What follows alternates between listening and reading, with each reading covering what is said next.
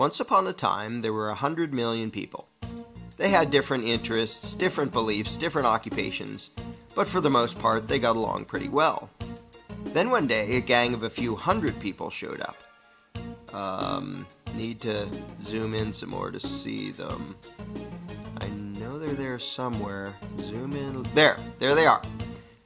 And this gang of a few hundred said to the throng of 100 million, "From now on, you all have to give us a cut of everything you earn." This is an accurate graphical comparison between the number of American taxpayers and the number of U.S. congressmen. And the throng said, "Gosh, do we have to give you a cut of what we earn?" And the gang of a few hundred said, "Yes, you have to." And the throng said, "Well, okay, I guess we have to." And one little troublemaker asked, "What if we don't?" The gang of a few hundred didn't like this and said, "If you do not comply, we shall unleash upon you our legions of enforcers." And the throng cried, "Oh no, please don't. We will comply, we will pay." This is an accurate graphical comparison between the number of American taxpayers and the total number of IRS employees. Time went by, and the gang of a few hundred said, "Now we want more of what you earn." And this kept happening over and over again, until eventually some of the throng were paying almost half of what they earned to the gang. Whenever the gang demanded more, the throng would say, "Golly, we're already having a tough time. Do we really need to give you even more?" And the gang always said, "Yes, you must, or we shall unleash our legion of enforcers."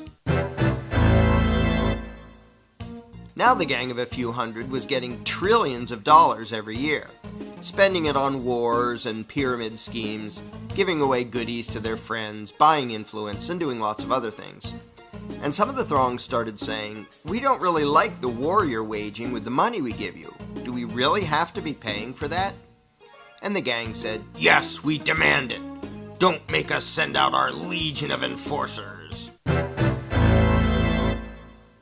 And some of the throng said, "You're taking our money and giving it to huge corporations and giant banks, and some people who just don't want to work. A lot of these things we don't like." And the gang said, "We don't care. We will decide how to spend it. You just do as you're told, or else." And the throng said, "Okay, I guess we have to." But eventually the throng got so fed up, so angry, that they took a drastic step.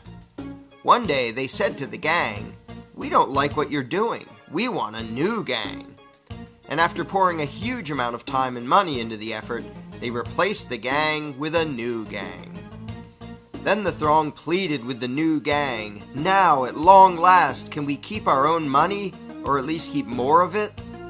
And the new gang said, "Sorry, but after much discussion, we've decided that you can't. You have to keep giving us what you've been giving, in fact, a little bit more than before." The throng was distraught and said, "This is dreadful.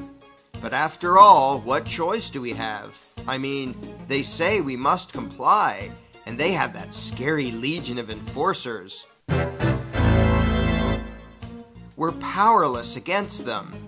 We'd better just do as we're told." So they did as they were told, got poorer and poorer, and lived miserably ever after. But after all, what else could they have done? What power could this throng possibly have compared to this gang of a few hundred and their enforcers? What chance would this thing have against this thing? How could these 100 million people ever hope to successfully resist the awesome power of this tiny little dot? In case anyone missed this, let's review. Here's them. Here are their enforcers. Here's us. Them, us. Them, us. Does anything about this seem just a little strange to you?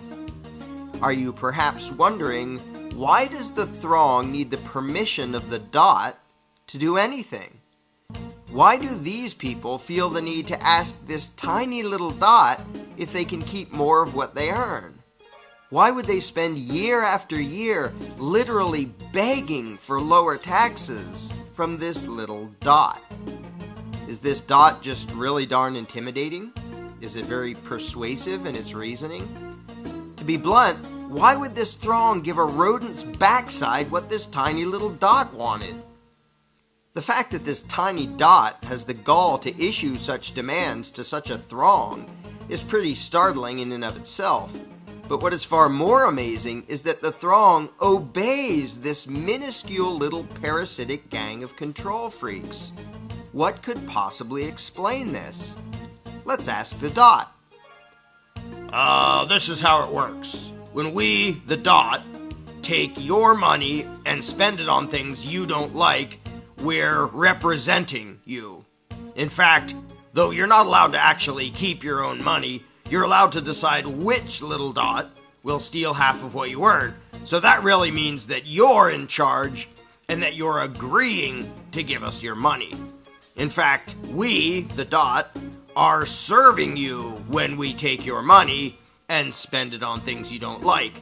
And so you should thank us and treat us with great respect and honor for having robbed you on your behalf for your own good in order to serve you by doing things you don't want us to do. So there you have it. I hope that cleared everything up for you. If you're not entirely satisfied with the dot's explanation of things, you really should read the book The Most Dangerous Superstition, available now at Amazon.com.